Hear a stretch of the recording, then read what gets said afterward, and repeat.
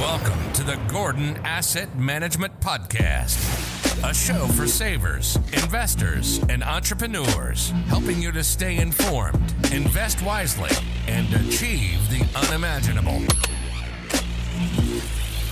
Now, on to the show. Ladies and gentlemen, welcome to the November 17th, 2020 edition of the Gordon Asset Management Podcast. This is your host, Todd Zempel, and have with me Joe Gordon.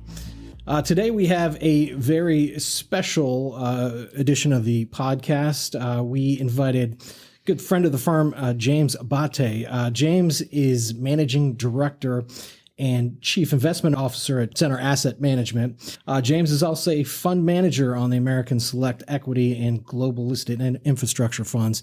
If you want more information on James, his background, his firm, you can check it out at centerasset.com. So with that, let's go ahead and kick it off. James, what are your general thoughts on the market and direction currently? Well, I think where we are, moving forward is that if you look at the market's current leadership stocks in general, meaning the FANGs and some of the other growth areas of the market, they're extremely expensive when looking at traditional valuation metrics such as price to sales or price to cash flow. And, the implied growth rates as we calculate them of future earnings are well in excess of even the halcyon period of double-digit growth that we've experienced or they've experienced over the last 5 years. Now, on the other hand, many of the cyclical industries where we've seen the stock prices of these companies move very sharply ahead over the past few months in anticipation of better sales growth and profit margin recoveries, have moved themselves to levels where perhaps their upside, in essence, what's not priced into the stocks leaves very little room for delay or underachievement. So we think we're at a point now where markets are, somewhat fragile. They're very much dependent upon one or two things happening. One is either a very strong growth resurgence, which would further benefit cyclical areas of the market, or continuation of Federal Reserve policies and other dynamics, risk appetite changes that would somehow take already, excessively rich levels of valuation multiples even higher. So we think we're in a point in time, which is good for active stock selection, in that we're finally, I think, at a point in time where we're going to start to see, I would like to think, unprecedented heterogeneity within the markets, and it's genuinely going to be an opportunity for active managers such as ourselves to demonstrate a high degree of stock selection alpha, which frankly might be the only source of return going forward over the next 12 months. Yeah, so James, recently a Wall Street Journal article lumped your fund, the Center American Select Equity Fund, as one of the top performing large blend funds. I think the data was from Morningstar, if I'm not correct. What is it you do differently than the regular long-only large cap blend funds? Right. So thank you for pointing that out. And yes, it's been the third time this year, knock on wood, that we've been able to distinguish ourselves as one of the top Wall Street category kings in the Wall Street Journal. Now, for the category large cap blend, and what makes us differentiated is there's a few things. First and foremost is the Center American Select Equity Fund is a concentrated portfolio. So we look at basically holding between 40 to 55 stocks in the portfolio. Currently, we own 39 securities in the portfolio. And the other issue, which is very important, which is we let the bottom-up research dictate the tilt, stylistically, or the proportion of growth and value stocks that we have within the portfolio. And that leads to a very high active share traditionally in the portfolio. And I think the other components that are critical is not just focusing the portfolio on stock selection, but also having a very detailed and crisp understanding of portfolio construction and risk management. And that combines basically stock position sizing with sector and industry emphasis, but it also brings into play our ability to introduce capital protective strategies when they're deemed appropriate. Everything for us starts with basically an investment objective, and our investment objective is to offer a risk-managed core growth fund, which can give, in essence, over a long period of time, market-like upside or returns, but with a diminished level of risk and volatility.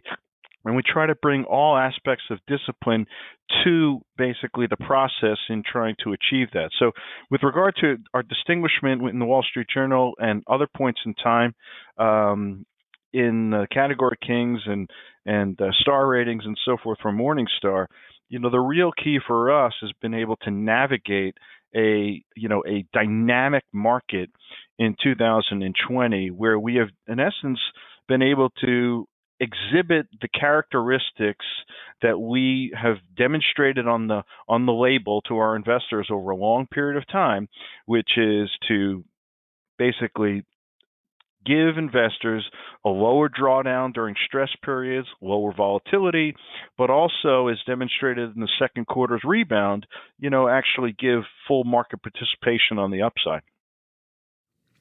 Very good. So comment a little bit about the risk mitigation and how you introduced buying put options to protect the downside. Sure. Well, first and foremost, before I touch on the overlay with regard to put options, I do want to just emphasize again the point that it's a very important aspect of portfolio management holistically to not just identify good stocks. The real key is to identify alpha opportunities at the stock level, but then also recognize what each individual stock's contribution to the portfolio's overall volatility will be. Meaning, just like investors when they're investing in multiple funds, if they have a higher risk fund, they tend to weight that fund a little bit lower than let's call a stable blue chip fund in their overall portfolio. Think about it no different than when we look at individual stocks. We're looking at how stable is that stock, not just from a beta perspective, because I think that's overly simple, but understand, the nuances of cyclicality in the business, the valuation point, because at certain points in time, stocks, when they reach trough valuations, have what I would consider asymmetrical beta to the market because they have a floor evaluation that supports them in terms of downside protection. So we spend a lot of time on position sizing to determine what we will do in terms of delivering that overall risk objective. Now, the third component, as we talked about, stock selection, position sizing, and then, again, risk mitigation techniques through capital protective option purchases, is we will look at in essence, the level of cost that an option will bear on the overall portfolio. Typically, that's associated with the VIX index. So what we try to be is buyers of optionality and protection of deep and sharp drawdowns on the market when volatility is relatively inexpensive, meaning the options are relatively inexpensive. A good rule of thumb is that we would be more aggressive in terms of the notional amount of the underlying investments that we protect when the VIX index is below 20, because it enables us to actually buy options at a much cheaper price and be less of a drag on the overall portfolio. And again, not to oversimplify things, tend to be a seller of options when the volatility index or the VIX index goes over 35, like in case point would be August of 2015, the early parts of 2018 and 2019. And then this past, obviously February and March period, where the VIX got all the way up to 85. Now this is where a point, and this is important in the sense that I've been managing money for over 25 years at Credit Suisse, at GAM, and now at Center Asset Management. So there are points in time where one has to appreciate and have a pragmatic approach to the market and recognize that sometimes things are a little bit different. I think we have in our business become so rigid and mathematically oriented and beholden to deductive spreadsheet modeling, and have lost a lot of just inductive, judgmental, experience, essentially. So one of the things that served us well is that even when the VIX index went through 35 and the options which we had purchased in the earlier part of the year, when the VIX was below 20, went up past 35, we in essence kept the put option position on for a longer period of time and waited for actually the S&P to cross through the strike price on our deep out of the money put options before we were a seller. And obviously when volatility exploded to levels that we haven't seen since 1987, we felt it was prudent to actually exit any kind of option position on the portfolio in entirety, because the price of the option was, exceptionally rewarding and beneficial to shareholders. But more importantly, it gets back to, the component of looking at valuation for the overall market. And one of the tools that we use is what we consider the market implied growth rate. That is, how is the market currently pricing the expected growth of earnings based on the current stock price, capital structure, and so forth. And we do it typically on the average company in the S&P 500 or the equal weighted S&P 500. And frankly, when markets corrected to the degree they did, we saw the market implied growth rate on the market as a whole go back to levels where we were comfortable actually taking any type of put option or purchase put option off the portfolio. And it's only recently, actually last week, when markets have spiked on the news of the vaccine and we've seen volatility come way in, is when we've actually reintroduced put option overlay on the portfolio up to the market systemic risk that we foresee in the portfolio. And let me just step back, if I may, to talk about that. So the portfolio will be hedged either zero based, or the second trigger would be the market level of risk, which, not to get too technical here, is you can think about every single portfolio having three components of risk: market risk, sector risk, and then stock specific risk. On average, portfolios tend to have around 50% market risk. So that's what we view as the systemic portion of the portfolio. Or if we feel like options are very cheap and the market's extremely expensive and there's really very little opportunity, we'll actually put on 100% of the notional value of the underlying positions in terms of put options. Today, we've reintroduced the options, but have done so at the market systemic portion of the portfolio, about 50%, because even though we are bullish on a lot of the names that we own in the fund, obviously, with this rotation that's going on in the market, it's very hard for me to see, as I alluded to in my beginning comments, that 30% of the S&P 500, which is extremely overvalued, is somehow just simply going to deflate and not cause disruption to the overall market, as well as other dynamics that are happening. Yeah, thanks for that. So tell me, we've had this discussion previously. Why is it Morningstar, I think we used the word, mislabels you, or why are you considered in the large blend category when in fact you have this option overlay program that you use? I've spoken at great length with Morningstar, and what you're pointing to specifically is whether or not the fund should be reclassified in the options-based category. And historically, the options-based category was mainly for option writing. That would be for funds that own the underlying, typically the S&P 500, and sold call options on individual positions. And it's now included funds that buy puts, sell puts, and do a lot of other things. And to be, not to sound hubristic, but actually one of the problems that we have with Morningstar, and they've told me explicitly, is our performance has actually been too strong for the category, because of our actual upside capture has been actually much higher, even though our downside capture is very consistent with that options-based Morningstar category. So I think we've kind of broken their little deductive spreadsheet there, so they continue to include us in the blend category. But most sophisticated investors who really dig down deep, like yourselves, appreciate what we're doing. And I think it highlights another point, if I may, is that one of the real problems that we've seen with other options-based managers over the past 5 years, actually, starting in August 2015, and really, coming to the sunshine here in the February and March period of 2020,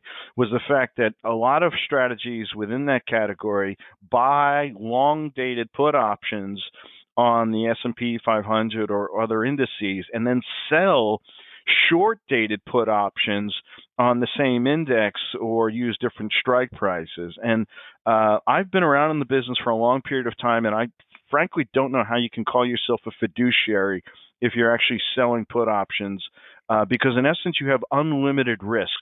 And we saw it in early 2019 and 2018 when we had the implosion of VIX and other things, where you saw mutual funds in essence go from an NAV of 10 to 1 and just simply get wiped out. Because what ended up happening this year for those types of strategies, just to educate your audience a little bit, is that yes, the long-dated put option rose in price dramatically, but what ended up happening is that most of the gains in the long-dated put option were offset almost fully by the losses, and significant losses, in the short-dated options that were sold short, which have unlimited loss.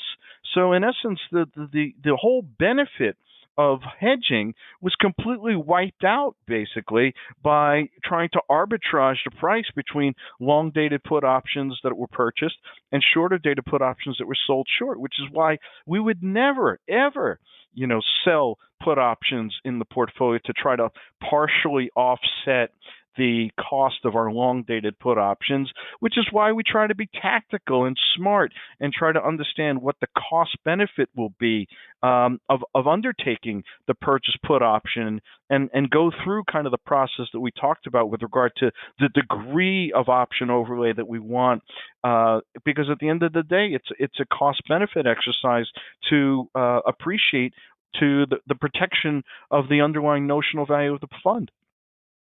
Yeah, so I guess it would be fair to say the other competitors are a little short-sighted in the sense that they're adding volatility and increasing risk to the downside with that short writing, option writing strategy. And not naming any competitors, we've seen that it doesn't work, especially in this modern monetary theory of short-term volatility spikes, and then one way or another, the Fed or somebody saves you. But it's been persistent since I think around 2011 that we've been in that type of environment.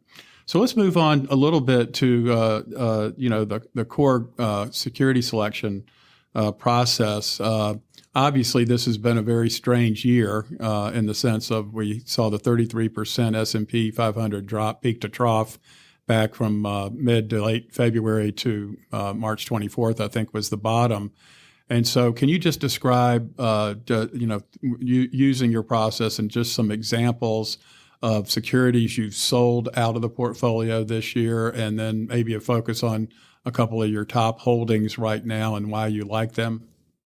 Yeah, absolutely. I think one of the reasons why we're able to kind of navigate this year successfully thus far is that we were, of the belief, having entering the year, was that you had an environment where, and it seems like forever ago, but at that point in time, as we entered 2020, the industrial side of the economy was in a recession, not really making much headway in terms of recovery, but the service economy was incredibly buoyant. We felt that things were unbalanced, and the consensus at that point in time was essentially that the industrial economy was going to catch up to the service economy. And we, based upon our bottoms-up research, weren't seeing basically that undertaking coming to fruition. So we were positioned relatively, defensive with regard to traditional areas of the market where we were seeing opportunity low degree of cyclicality, consumer staples, healthcare, some of the leadership technology stocks, and basically we're void of most commodity areas of the market and, frankly, most cyclical areas of the market. Now, it's very important to point out, we don't make a top-down call and then try to fill up the portfolio to meet our designated buckets of where we are. What we do is very much the opposite. It's essentially we're creating a mosaic of information that we share on a top-down perspective that's driven from our bottom-up analysis. In essence, what we're doing is we're focusing in on each individual company's outlook and their ability to create shareholder value. The concept that we use is called economic value added, or EVA. It's a concept that I've written a number of books on. In fact, the CFA Level 2 study material on the concept of EVA, or economic profit analysis, was authored by myself. And, one of the things that we look at and what makes us different is that we're not just analyzing earnings, but we try to understand and link the capital allocation decisions that companies are making today and how they're going to lead to future earnings growth. In other words, we're trying to find companies to invest in that they themselves are going to invest in productive assets of the business organically or through opportunistic purchases, or alternatively, if they can't invest in productive assets due to a cyclical downturn or excess capacity, we want them to wisely contract through restructuring of their assets and other resources to regain their footing, basically. So we very much had what we'd consider a stable kind of growth orientation in the beginning part of the year. Big names in the portfolio included names like Microsoft and Abbott, and other names that were very much part of that opportunity set that we're seeing on a bottoms-up perspective. Now, where we are today is that we have taken on a high degree of cyclical opportunity here, and this is really a key point because, getting back to your very first question with regard to what differentiates us to other large blend or large core funds is, again, this ability to kind of identify opportunities that are not basically, driven by this myopic focus on a style box by solely looking at EPS growth or accounting-driven price to earnings and book multiples and momentum when it comes to growth or even value investing. Our approach, what we think, is much more pragmatic, and it recognizes that earnings growth can come from different sectors, and sometimes, like in early 2000s, selling technology stocks based on valuation was the right thing to do, or in the midst of the financial crisis and recession in 2009 or early 2010, there's better investment opportunities in sectors that are out of favor or undergoing broad-based wise contraction as opposed to capital growth or stability. So we've been basically shifting and have been very active over the last few months, and in particular, much more so in the summer months, as we've been kind of harvesting some of these opportunities and letting them run, basically. So when you look at our top 10 holdings today versus at the beginning of the year, you won't see any pharmaceutical stocks, or you really won't see any broad-based consumer staples companies. The top 10 is filled with, our number 4 position is Barrick Gold, which is a position that we started to acquire in 2008 when the stock was below $10 a share, and we've seen the stock appreciate into the high 20s based upon a restructuring. ExxonMobil, which is the 5th top holding in the portfolio right now. We've just been a recent buyer of Exxon. We are very positive for the first time really since before 2014 on the energy sector. So some recent purchases that we've made in the energy sector include, ExxonMobil, Kinder Morgan, Williams Companies, and then very recently Apache and Cimarex Energy. Now, what all these companies have in common is that they, in essence, we've seen rig counts and other things just collapse to, lows that we haven't seen since oil was below $10 a barrel in 1998. And what we're seeing now is companies wisely contract. They're getting rid of their growth plans. They're managing to pay down debt, sustain their dividends. And in essence, what we're seeing is that asymmetrical beta opportunity that I touched upon briefly earlier on. And, I think that's across the board in a lot of commodity-oriented sectors right now. So I mentioned Barrick Gold, but also in the agricultural space, Bunge, which is one of the top 10 positions, as is Archer Daniels Midland. These are both recent purchases this year. We're seeing corn prices, soybean prices, crushing margins that are really impacting these companies bottom out, starting to move much, much higher. So in essence, if you think about what we've done from a portfolio in a barbell kind of framework, is that over time, we will always have, in essence, a barbell which will include, just because of the nature of looking at high return on capital businesses that have stable costs of capital, we're always going to have some kind of stable growth component of the portfolio, which would include some of the names like a Microsoft or an Abbott Laboratories or other names that tend to be in those areas of the market that provide a low degree of cyclicality and have sustainable growth that is wide moat in kind of its protection to maintain high returns on capital above the cost of capital. The other part of the portfolio is that wisely contracting area, which is a very deep, what I call our contrarian component of the portfolio. And in essence, what we have done over the last few months is kind of slowly collapse that stable growth component to opportunistically fund purchases in the energy sector, in the chemical sector, names like Olin Chemical, Eastman Chemical. Those are names that we've been, have tried to buy when yields were above 8.5%, almost near 10% in the case of, Olin. Names in the energy space, the agricultural space.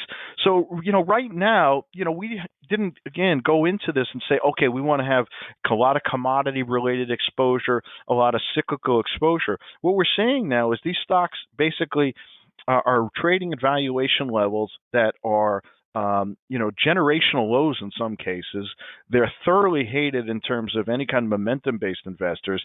We see sustainable yield, but most importantly, these companies are doing all the right things from a wealth creation standpoint by basically recognizing that they can actually grow shareholder wealth by contracting assets and essentially, getting off of the wealth destruction a treadmill that destroyed a lot of wealth for these companies, particularly in the oil space, between 2010 and 2014.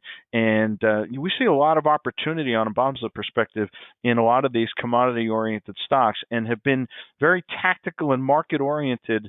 And I'd like to say it demonstrates our pragmatism, kind of slowly taking money off the table in stocks that we see reaching our valuation targets in the higher growth or more stable growth areas of the market. Great, thanks. So wrapping up, let me ask you just a final question.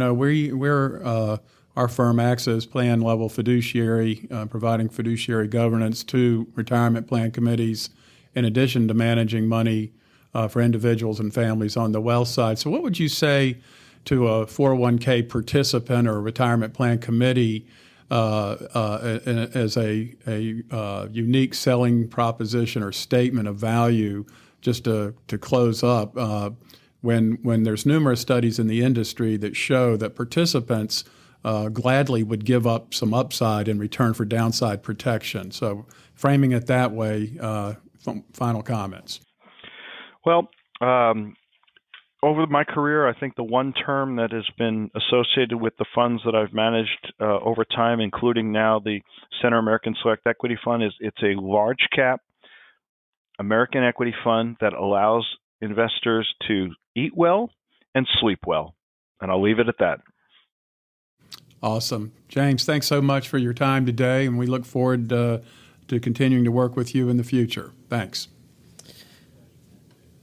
Thanks a lot, James. And if anybody would like more information on James, his fund, feel free to check out his website, centerasset.com. Thanks a lot, folks. Have a great one.